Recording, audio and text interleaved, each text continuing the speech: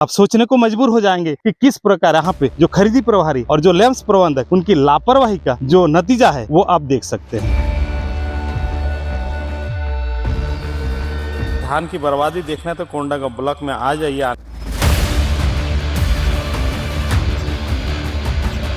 किस प्रकार बिखरा हुआ पड़ा है, लेकिन इसको संगलने वाले कोई नहीं है। कौन है यहाँ के लैंप्स प्रबंधक? पहले ललित प्रसाद दीवान थे, अभी वही हैं। मैं आपको बार बार यही कहना चाहूंगा, एकत्रित करके जो भी बचा को इसको संरक्षित करने का कृपा करें।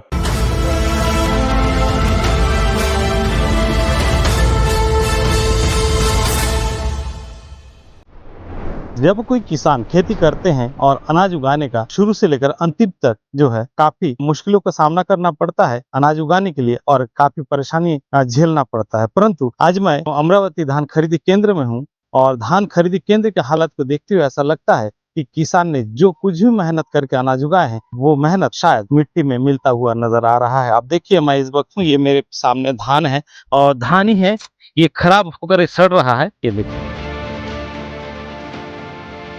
सिर्फ यही नहीं, मैं आपको यहाँ पे जितने भी धान रखा हुआ है उसको मैं आज बारी बारी से दिखाऊंगा। ये अमरावती धान खरीदी केंद्र का हालत है। आप देखिए, ये देखिए इस धान की क्या गलती था जो यहाँ पे सिर्फ और सिर्फ लापरवाही के चलते आज धान जमीन में बिखरा हुआ है। ये देखें, आप लगातार देखते रहिए, मैं लगातार दिखाने का प्रयास कर रहा हूँ कि किस प्रकार जो अनाज उगाने के लिए शासन प्रशासन इन किसानों को मुआवजा देते हैं, के बाद फसल खराब होने से उसका बीमा भी करवाते हैं, लेकिन इतने सारे परेशानियों के बावजूद जब अनाज उगाते हैं और उस अनाज को यहाँ के जो व्यवस्थापक है किस प्रकार व्यवस्था में रखा है, आप सोचिए जरा।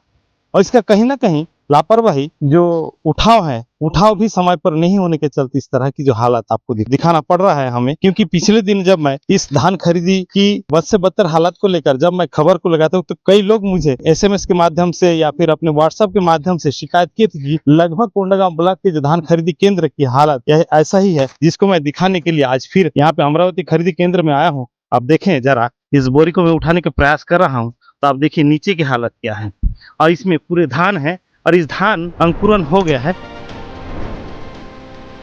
अब देखो, ये है किसान की मेहनत। क्या नाम है जी आपका?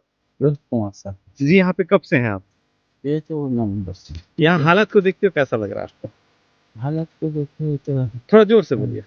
हालत को देखते हुए तो थोड़ा से है किसान। आप किसान परिवार से या फिर सर्विस? किसान परिवार से। अगर आप खेती कमाते हैं और आप मान लीजिए किसी को अगर धान को बेच देते और वहाँ की हालत अगर वही धान ऐसी परिस्थिति में रहता तो आपको कैसा लगता?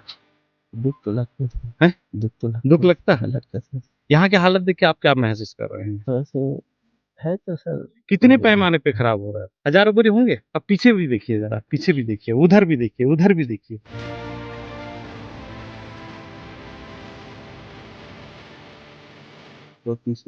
खैर, आप यहाँ के कर्मचारी हैं, आप दबी जुबान पे बोल रहे 200-300 बोरी, लेकिन अगर मैं बताऊं यहाँ पे अगर काउंट किया जाए जिस परिस्थिति में यहाँ पे है, आप देखिए ये जो बोरी है, आप देखिए।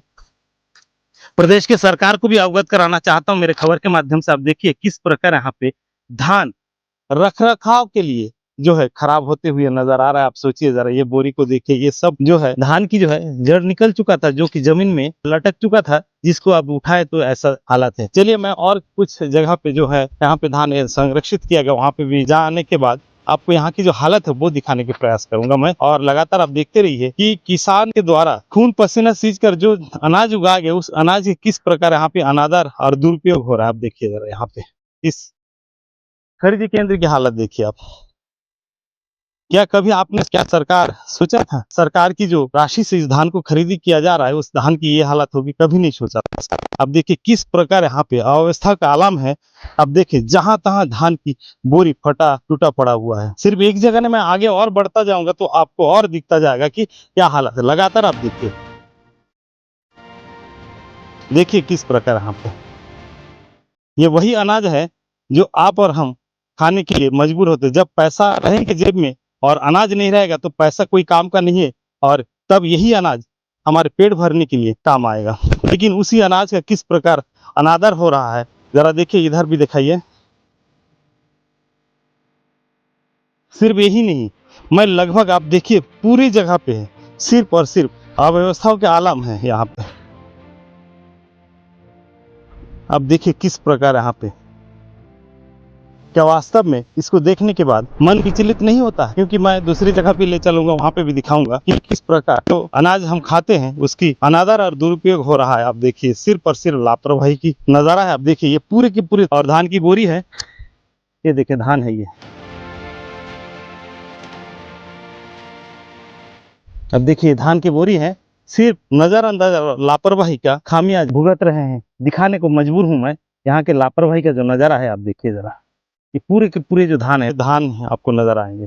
ये देखिए तम पूरी की पूरी जो यहाँ पे धान इस प्रकार बिखरा हुआ पड़ा है, लेकिन इसको संगलने वाले कोई नहीं है। फिर से एक बार बताना चाहूंगा, यहाँ के जो लैंप्स प्रबंधक दीवान जी जो है वो शायद ध्यान नहीं दे रहे। जो खरीदी प्रभारी है कोई नेता होंगे वो भी शायद नहीं ध्यान दे रहे हैं। पूरी अगर यहाँ के जिले को मैं उठाऊं तो इसी तरह की जो हालत है वो आपको देखने को मिलेगा। मैं अपने खबर के माध्यम से सरकार के उन अधिकारियों को बोलना चाहूंगा, यहाँ के सेवादार के नाम से मोटी मोटी जिनको तनख्वाह मिलता है वो जरा देखें हमारी वीडियो और सोचे कि किस प्रकार यहाँ पे लापरवाही पूर्वक धान खरीदी केंद्र में धान की बर्बादी किया जा रहा है। सिर्फ यही नहीं, मैं अगर वहां जाऊंगा तो इसी तरह की हालत आपको वहां पे भी दिखेगा। इसी तरह की हालत मैं पीछे अगर दिखाऊंगा वहां पे भी दिखेगा। तो आप सोचिए जरा। मैं फिर से एक बार मेरे साथी को बोलूंगा कि दिखाए जरा, थोड़ा दिखाएं। ये देखिए ये धान ही है। ये देखिए ये धान ही है, लेकिन इसको ना तो उठाने वाला कोई है और ना ही इसकी देखरेख करने वाला कोई है। धान है। आपको बता दूं यहाँ पे हजारों कुंटल धान जो है बर्बाद हो रहे हैं, लेकिन इस पर शायद जो संबंधित जिम्मेदार अधिकारी ना तो वो इस पर ध्यान दे रहे हैं और ना ही जो खरीदी प्रभारी और ना ही लैंप्स प्रबंधक इस पर ध्यान दे रहे हैं। तो आप जरा सोचिए, क्या किसान जब इस धान को बेचे थे क्या वो यही हालत देखने के लिए बेचे थे? शायद नहीं, क्योंकि वो किसान जरूर 2 पैसे के लिए बेचते हैं, लेकिन वो भी सोचता है हमारे अनाज से किसी न किसी परिवार का पेट भरे, किसी न किसी गरीब का भूख मिटे। लेकिन ऐसी हालत में ना तो भूख मिट सकता है और ना ही किसी का पेट भर सकता। आप सोचिए जरा। यहाँ पे ऐसा रखा हुआ था और इसको जैसे मैंने पलटाया तो मेरे को ये जो हालत है ये देखने को मिला। तो आप सोचिए इसको अगर कहीं थोड़ा सा सकेल कर रख दिया जाता तो इस तरह की हालत शायद मैं आपको नहीं दिखाता। यहाँ पे इस बोरी को भी मैं अभी पलटा रहा हूँ, आप देखिए, ये दिखाइए। तो आप सोचिए जरा, जब किसान अपनी मेहनत की अनाज जब बेचते हैं कि सरकार के पास जरूर वो कुछ पैसा मेहनत की लेते हैं, लेकिन वो कभी ये नहीं सोचते कि उसकी जो खून पसीना सींच कर जो अनाज उगाते हैं उसकी इस प्रकार अनादर दुरुपयोग।